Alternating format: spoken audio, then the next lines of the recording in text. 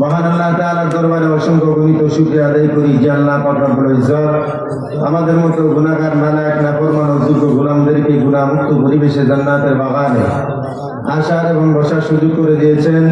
সেজন্য মালিকের আলিশান দরবারে শুকরিয়া আদায় করার জন্য আবেগ করা কণ্ঠে পুরুষের মতো আওয়াজ দিয়ে সবাই চিৎকার দিয়ে বলি আলহামদুলিল্লাহ। আর একটু জোরে বলি আলহামদুলিল্লাহ। পিছনে ভাই যারা দাঁড়িয়ে আছেন, পরিবেশ মন্দ না, সুন্দর বিছানা বিছানো আছে, প্লিজ মেহরবানি করে এসে বসে যাবেন। এটা কোরআন হাদিসের মাহফিল, এখানে আদব রক্ষা করা, শৃঙ্খলা বজায় রাখা এটা প্রতিটি মুসলমানের দায়িত্ব।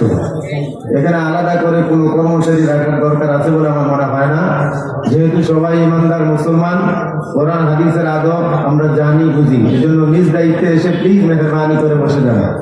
তো ভাইরা, মাহফিল গুলো আমাদের জন্য আল্লাহ তাআলার তরফ থেকে নিয়ামত এবং রহমত, ঠিক কিনা বলেন? কারণ এই বাংলার জমিনে 10, 15, 20 বছর আগে প্রতিটা মহল্লায় মহল্লায় পাড়ায় পাড়ায় নাটক, যাত্রা, হাউজি 1 দিন 2 দিন 15 দিন পর্যন্ত ধারাবাহিকভাবে চলছে, ঠিক না বেটি বলেন? এদের মাইকের আওয়াজে, চতুর্দিকে মাইকের আওয়াজের কারণে নামাজে বিঘ্ন ঘটেছে, ছেলে মেয়েদের পড়াশোনায় ডিস্টার্ব হয়েছে, হয় নাই? আর অনেক মানুষ তো ঘুমাইতে পারে নাই, অসুস্থ রোগী যারা, তাদের কি কষ্ট এটা ভাষা দিয়ে বোঝানোর ক্ষমতা ছিল না।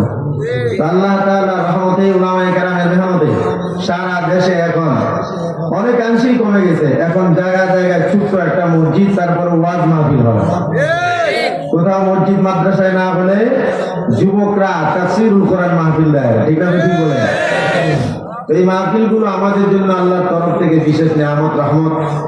বিগত দিনগুলোতে প্রতিকূল পরিবেশ ছিল আমাদের জন্য মাহফিলের আয়োজন করা, বক্তা, শ্রোতা, আয়োজক কমিটি সবার জন্য প্রতিকূল পরিবেশ ছিল। পারমিশন লাগতো, অনুমতি লাগতো, থানার পারমিশন, এসে তারপর মাহফিলের মধ্যে গন্ডগোল এমন হয়েছে, ঠিক না বেটি বলেন? আল্লাহ তাআলা এখন আমাদের জন্য অনুকূল পরিবেশ সৃষ্টি করে দিয়েছেন। মাহফিলের জন্য অনুমতিও লাগে না, বক্তাদের কথা বলতে গেলেও কোনো কণ্ঠরোধ হয় না, ঠিক না বেটি বলেন? মাহফিলের দ্বারা কি ফায়দা?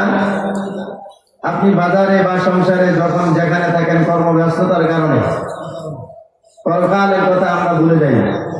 কবরের সামনে দিয়ে বাজার থেকে হেঁটে যাই, কিন্তু কবর আমার শেষ ঠিকানা, সেই কথাটাও ভুলে যাই, ঠিক না বেটি বলেন? চার দোকানে বসলে আড্ডাবাজিতে লিপ্ত হলে তো সকল মুসলমানদের বিরুদ্ধে গীবত, শিকায়ত, পরনিন্দা মুখের মধ্যে ফেনা ওঠে। কবর, হাসর, মিজান, ফুলসিরাত, পরকালের কথা আকসার মুসলমান একেবারেই ভুলে যায়। ঘরে নাই তালিম, 24 ঘন্টা টেলিভিশনের আওয়াজ, কোরআন 15-20 বছর ধরে ঘরের মধ্যে গিলাপ দিয়ে প্যাকেট করা আছে, ময়লায় কোরআন আছে, এটাই দেখা যায় না। কথা বলেন না কেন? ঘরের মধ্যে 32 ইঞ্চি এলইডি টেলিভিশন, রঙিন দামি কালার কাপড়, কটন কাপড় দিয়ে নকশা করা ডিজাইনে পর্দা সুন্দর করে দেওয়া আছে। সপ্তাহে সপ্তাহে এটা ধুইয়া পরিষ্কার করে আবার এটা টানানো হয়। কিন্তু আল্লাহর কালাম আপনার ঘরের ভিতরে 10, 15, 20 বছর ধরে পরিষ্কার কাপড় দিয়ে গিলাপ লাগিয়েছিল, হয়তো আপনার মা, নয়তো বাবা। ময়লা হয়ে হয়ে এমন অবস্থা হয়ে গেছে যে এটা কোরআন নাকি শুধু ধুলা, বোঝার উপায় নেই। এটা কেউ খবর নয় না, কেউ বুকে লাগায় না, চুমা খায় না, ধোয় না, কিচ্ছু না। তো এই অবস্থার কারণে গোটা পরিবারের মধ্যে যখন এই ঘরে একটা অক্ষর কোরআনের তেলাওয়াত হয় না, তো মিলাদ কিয়াম করে আল্লাহর ওলিদের আইনা দোয়া করালেও ওই ঘরে কোনো রহমত আসবে না। কোরআন এমন এক আজীব কিতাব আল্লাহ তাআলা দিয়েছেন আমাদেরকে, মুজিজাওয়ালা, যার সংস্পর্শে আসলে দুনিয়ার সব থেকে বড় বড় জালেম, সন্ত্রাসী পর্যন্ত কোরআনের ছোঁয়ায় আয়েশা আল্লাহ ওয়ালা হয়ে গেছে, ঠিক না বেটি বলেন?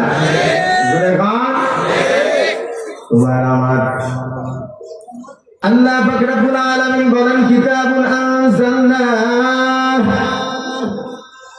ইলাইকা লিতুখরিজান নাসা মিনাজ যুলুমাতি ইলান নূর বিইذনি রাব্বিহিম ইলা সিরাতিল আজিজিল হামিদ।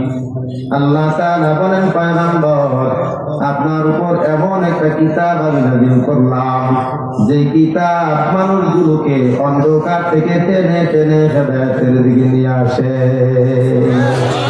সুবহানাল্লাহ। মুখ যেমনে বাঁধছেন এমনি তো আজকাল মেয়ের কথা করেন না, কথা বল না কেন? মহিলা মাদ্রাসার ছাত্রী ছাড়া এই মাঘ মাসে আজকালের মেয়েরা আপনার মতো এমনি মুখ বাঁধবে না। টাকায় দেখেন এই সুবহানাল্লাহ বলবো কেমনে? ফেরেশতা ক্যামেরা দিয়ে আপনার ছবি দিল্লা আল্লাহর কাছে দিতে গেল, ক্যামেরায় আপনার চেহারা, কথা কয় না। সুবহানাল্লাহ জুড়ে দেন। মুসলমান ভাইরা আমার, আপনার আমার নবী মুহাম্মদুর রাসূলুল্লাহ সাল্লাল্লাহু আলাইহি ওয়াসাল্লামের জিন্দেগীর প্রথম কালেমা কি? কেউ হয়তো জানে, কেউ হয়তো জানে না। আমি শোনায় দেই, মুখস্থ করে দেন। সিরাতে ইবনে হিশামের মধ্যে লেখে আল্লাহ রাসূলের দুধ মাতা হালিমাতুস সাদিয়া রাদিয়াল্লাহু তাআলা আনহা, উনি আমার নবীর দুধ পান করান, দীর্ঘদিন পর্যন্ত লালন পালন করেন। হযরত হালিমাতুস সাদিয়া বর্ণনা দেন, মুহাম্মদ রাসূলুল্লাহ যখন কথা বলা শুরু করবে, ঘন ঘন ঠোঁট নাড়ায়, জিহ্বা নাড়ায়, তখন আমি বুঝলাম মুহাম্মদ হয়তো কথা বলা শুরু করবে। কারণ বাচ্চারা কথা বলার আগে ঘন ঘন ঠোঁট নাড়ায়, কথা কোন ঠিক না ঠিক? যখন কথা বলার সময় হয় তখন দেখবেন বাবা কয় আব্বা ডাক, কাকা কয় কাকা ডাক, কথা কয় না। অল্প অল্প বলে টুকলা টুকলামি কইরা তারপরও এক একজন খুলে দেয়, এক একজন ডাক শিখাইতে চায়।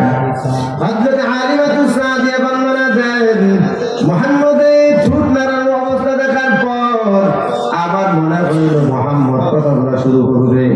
আমি গভীর নজরে তাকায় রইলাম, কারণ আমার মনে হইল আগে থেকেই বুঝলাম মুহাম্মদ দুনিয়ার অন্য বাচ্চাদের মতো সাধারণ কোনো বাচ্চা না, ঠিক না? কারণ নবী আমার শিশু অবস্থায় হালিমাতুস সাদিয়ার দুর্বল গাধার উপর সওয়ার করার কারণে গতি বাড়িয়ে গেছিল, ঠিক না? ঠিক বলেন। যে বকরির স্তনে দুধ ছিল না, মুহাম্মদ করে দেওয়ার পর বকরির স্তনেও দুধ এসে ভরে গেল, উটের স্তনেও দুধ এসে ভরে গেল। এমন অবস্থা হয়ে গেল, হযরত হালিমাতুস সাদিয়া বর্ণনা দেন, আমার ঘরে শুধু বরকত আর বরকত। হযরত হালিমাতুস সাদিয়া বলেন, তখন আমি বুঝলাম এটা সাধারণ কোনো বাচ্চা না, এর কিন্তু অনেক বড় গুণাগুণ রয়েছে। এজন্য আমি তার জবানের দিকে তাকায় রইলাম। কিন্তু কি আজব, মুহাম্মদ যখন প্রথম কথা বলা শুরু করলো তখন কি বলল? প্রথম কথা বলল আল্লাহু আকবার কাবীরা। আপনারা বলেন না, নবীর প্রথম কথা কি? সবাই বলেন, সবাই বলেন, মুখের গুন্ডা বলেন, মুখের গুন্ডা বলেন, ঘুরে আওয়াজ দিয়ে বলেন কি কালেমা কি? এখন তোর বাধা নেই, আল্লাহ আকবার কি আছে? তাহলে জুড়ে বলেন আল্লাহু আকবার। এই মুসলমানের দল, তুমি আওয়ামী লীগ করো, বিএনপি করো, জাতীয় পার্টি করো, যে দল করো, সকল দলের নবী কিন্তু একজন মুহাম্মদ, কথা কয় না? নাকি বিএনপির নবী আলাদা, আওয়ামী লীগের নবী আলাদা? বিএনপির নারায়ে তাকবীর একটা, আওয়ামী লীগের নারায়ে তাকবীর আরেকটা। তোমার আমার পয়গম্বর মুহাম্মদ জিন্দেগীর প্রথম কালেমা যদি আল্লাহু আকবার কাবীরা বলে, তাহলে এমন কোন দলের গোলাম হয়ে গেল নারায়ে তাকবীরের দলিল বিরোধিতা করো? যারা আল্লাহু আকবার নারায়ে তাকবীরের দলিল বিরোধিতা করে তারা কখনো খাঁটি মুসলমান হইতে পারে না। কথা বলো ঠিক না? আমি বলি যুবকের দল, এমন দল করবি না যেই দল করলে মুহাম্মদের বিরোধী হইতে হয়, এমন দল করবি না যেই দল করলে ইসলামের বিরুদ্ধে যেতে হয়, এমন দল করবি না যেই দল করলে আলেমদের বিরুদ্ধে যাওয়া লাগে, এমন দল করবি না যেই দল করলে পরকাল ছেড়ে দিতে হয়, এমন দলের চামচামি না কইরা এমন দলটারে লাঠি দিয়া 3টা তালাক দিয়া দে।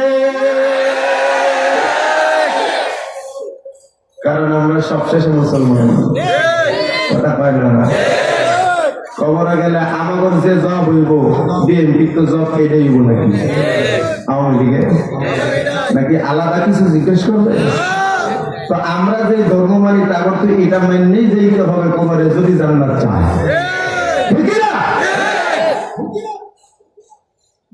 তো ভাইরা আমার জিন্দেগীর প্রথম কালেমা বললেন মুহাম্মদ আল্লাহু আকবার কবীরা এক নম্বর কালেমা নবী আমার তিনটা কালেমা পড়ছেন জিন্দেগীর প্রথম বাবা দাদা খালু মা কারণ আমনে নাই জিন্দেগীর জবান দিয়ে প্রথম কালেমা বললেন তিনটা কালেমা আমার আল্লাহর জন্য দুই নম্বর কালেমা হযরত হালিমা সাদিয়া বর্ণনা দেন মুহাম্মদ দ্বিতীয় কালেমা যখন পড়লেন তখন বললেন আলহামদুলিল্লাহি হামদান কাসীরা আপনারা বলেন আলহামদুলিল্লাহি হামদান কাসীরা এই প্রশংসা কার জোরে বলেন কার এই সংসদ পর্যন্ত আল্লাহর গুণগান আর প্রশংসা চলবে কথা গান দিবেন এখন আর মঞ্চে আর সংসদে কোন নর্তকীর গান চলতে দেওয়া হবে না কোন বেশ্যাকে আর এমপি মন্ত্রী বানাতে দেওয়া হবে না এখন আর যেই সংসদে জনগণের ভাগ্য নির্ধারিত হয় যেই সংসদে পাবলিকের খেলতামাশা হয় তাদের প্রজাতির ভাগ্য নির্ধারিত হয় এখানে প্রশংসা হবে আল্লাহ এখানে দুরূদ হবে নবী এখানে প্রশংসা যদি গাওয়া লাগে তাহলে প্রশংসা করা লাগবে একমাত্র আল্লাহ কোন বাপ দাদা আব্বাদের কোন নর্তকীদের গান আর প্রশংসা আর চলবে না কথা গান দিকে সংসদের ব্যবসা কেন বানাইছিল আমরা যদি ওয়াজ কইছি যে মমতাজ এমপি হইতো এটা না নর্তকী